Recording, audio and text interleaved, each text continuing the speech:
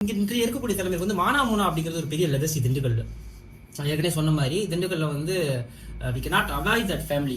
நம்ம திண்டுக்கலுடைய பெருமையை பற்றி பேசணும், திண்டுக்கலுடைய பாரம்பரியத்தை பற்றி பேசணும் அப்படின்னா மானாமூனா அப்படிங்கிறது one of the legacy family in Dindigul. So அந்த ஃபேமிலியை பற்றி மானாமூனா அவர்களை பற்றி கொஞ்சம் சொல்லுவாங்க.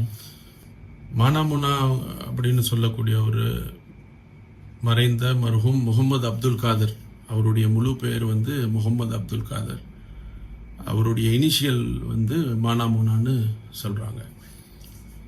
1900 பிறந்து 1927 32 வியாபாரத்தை பெரிய அளவில் ஏற்றுமதியாளராக, அன்னைக்கு தேதியில் வந்து உப்புத்தோல், பதப்படுத்தப்பட்ட தோல், அந்த வியாபாரத்தில் ஏற்றுமதியாளராக இருந்திருக்காங்க.